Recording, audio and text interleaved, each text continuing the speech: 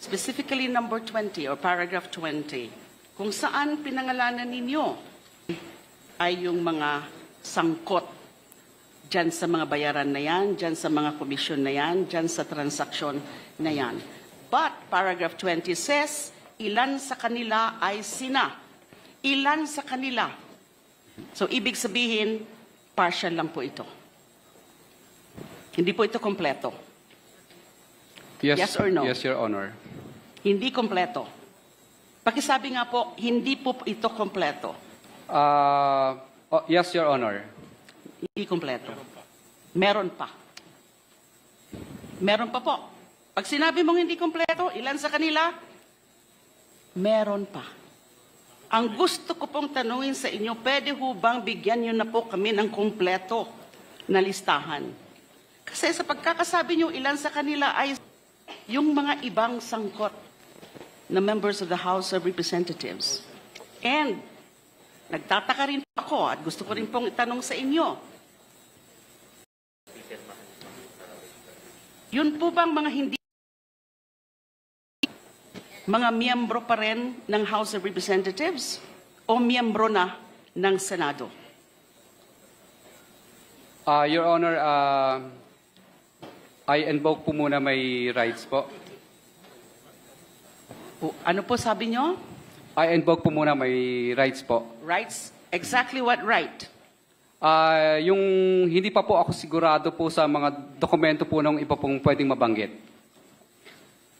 Hindi ko po maintindihan kung anong klaseng right sa batas ang ini-invoke ninyo. What specific right do you have that you are now invoking? You are not invoking right against self-incrimination, right? Your Honor, kung okay lang po ba, nasa executive session ko na lang po sasabihin para sa kaligtasan din po ng pamilya ko at ako. Hindi po ako papayag nun. Of course, that would be the decision of the body. But I am not in favor of this. Kasi, kung kayang-kaya niyo po na pangalanan ang ilan na mga members of the House of Representatives at nababanggit niyo rin nga po yung pangalan nila Speaker and Representative Saldico. Doon sa Senado, that was not in executive session, that was in open and public proceedings. I do not get it, I do not understand kung bakit all of a sudden, you will be asking for an executive session dito po sa harap ng miyembro ng committee ng House of Representatives. That is quite unfair, and I don't think that is sanctioned by the rules. Bakit po? Your Honor, okay lang po ba Do I take it? Gusto mo pa rin magbanggit ng mga pangalan? Hindi po, Your Honor. Wala po. So bakit po kayo humingi ng executive session? Is it a matter of national security? I don't think so. The chair would like to interject. Ano po yung hinihingi, Mr. Diskaya po na assurance, yung protection po ng komite? Po yung kanya pong hinihingi, no? Mula sa amin, yun din po yung igagawad po ng komite sa inyo at kay Mrs. Diskaya pagpunta po niya rito. Dahil siyempre naunawaan po namin yung bigat ng inyo pong mga testimonya, malalaking tao ang atin pong pinag-uusapan dito. So kung if it is an assurance of safety, if it is an assurance of security, the committee is prepared to grant it to both of you. Mr. Chair, perhaps Mr. Diskaya may be allowed to consult briefly his lawyer so that the lawyer can enlighten him kung ano talaga ang pwedeng under executive session. Correct? I'm sure the lawyer would know kung saan ka pwede mag-invoke ng executive session. At yung tanong ko po kanina, meron pa ba na mga ibang pangalan kayong babanggitin na wala sa sworn statement? So I so move, Yes. Mr. Chair, to allow the witness to confer with counsel. Yes, Congresswoman De Lima, Mr. Diskaya can confer momentarily with his counsel, please. Meeting suspended. Meeting is resumed. Mr. Diskaya can Your Honor, pasensya na po kayo sa hinihingi kong... Wala na po akong babanggitin po. Opo, pwede na pong ituloy. Wala nang babanggitin. Yes po, hindi ko po ine-exercise yung invoke. Opo, first time ko pong makaranas ng ganitong klase ng mga bagay maliban po sa kahapon na Senate po. Paano nyo po ma-explain na nakalagay dito sa sinumpang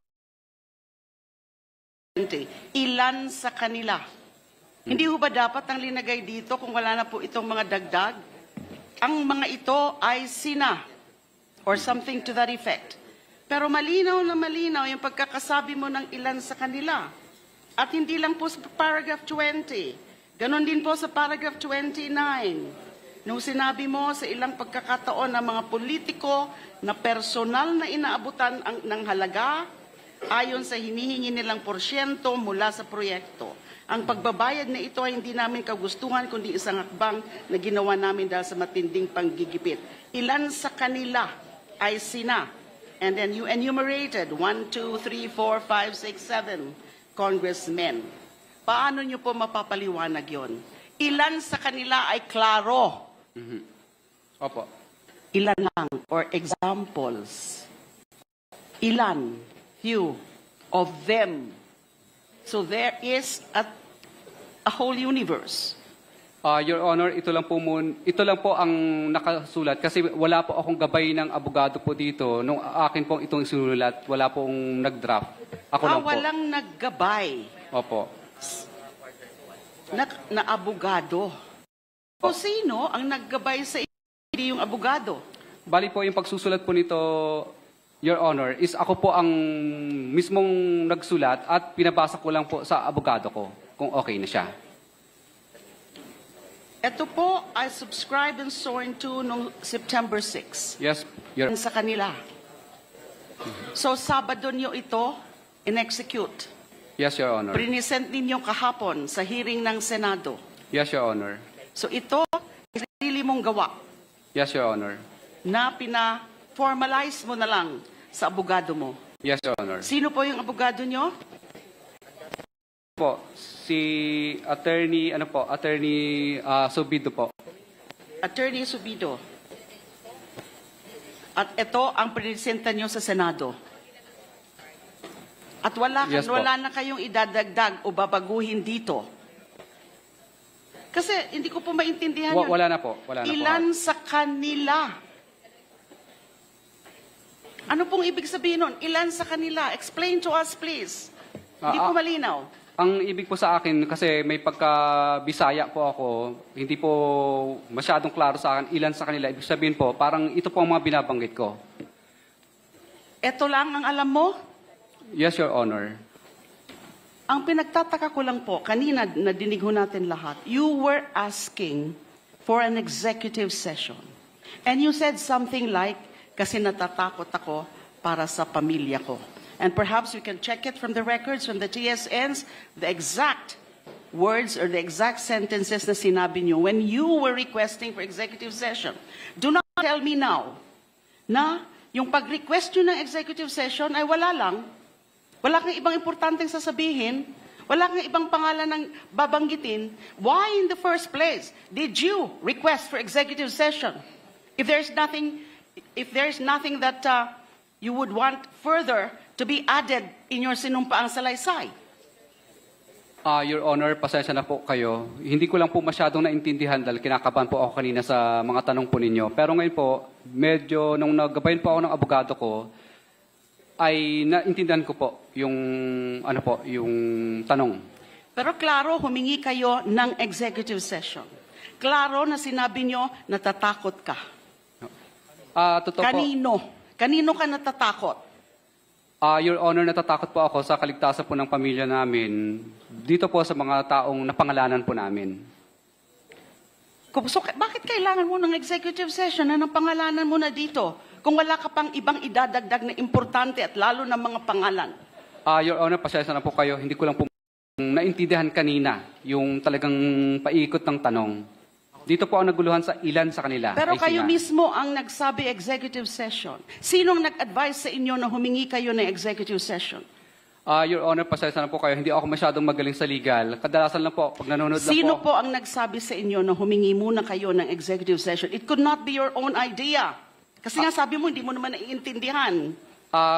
Wala po, Your Honor. Minsan naririnig ko lang po sa ibang mga napapanood ko sa YouTube, yung mga ganong klase ng Naiintindihan mo sagot. kung anong ibig sabihin ng executive session? Kasi kung hindi mo naiintindihan yon, bakit mo babanggitin yon? Your Honor, pasensya na po kayo sa kanina na isagot ko. Pero ang sagot ko po ay ito na po lahat. Paano mo pinili yung mga pangalan na ito? Ano? Selected names mentioned and listed in your sworn statement. Paano nyo po pinili yung mga pangalan na ito? Ito po yung mga pangalan na ito ay ito po yung mga nakilala ko po at yung mga tao po nila na humingi. Sa paragraph 19, before paragraph 20, where you enumerated 17 or so members of the House of Representatives, sinabi niyo po dito, ito ay binibigay namin sa kanila ng cash. Ang bawat transaksyon ay may karampatang voucher at ledger na nagsasaad ng mga araw kung kailan nila ito natanggap. So meron kayong documentary evidence. Yes, Your Honor, meron po.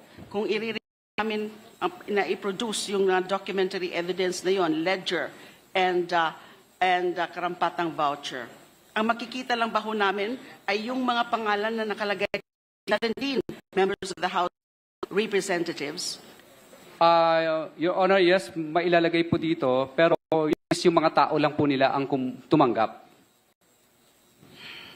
Hindi pa rin po ako satisfied tungkol sa kayo in the first place. If you don't answer it properly, you'll be nearing a citation for contempt. Your Honor, hindi ko po masyadong naintindihan yung yung tanong po kanina. Because kasi kinakabahan po ako. it's a very relevant question, but you refuse to answer. By just saying that, na kinakabahan kayo. But it could not have just popped up from nowhere. Yung tungkol sa executive session. Kung hindi po pinag-usapan nyo na po ito ng inyong lawyer at kung sino man na humingi ka muna ng executive session para masabi mo yung buong katotohanan.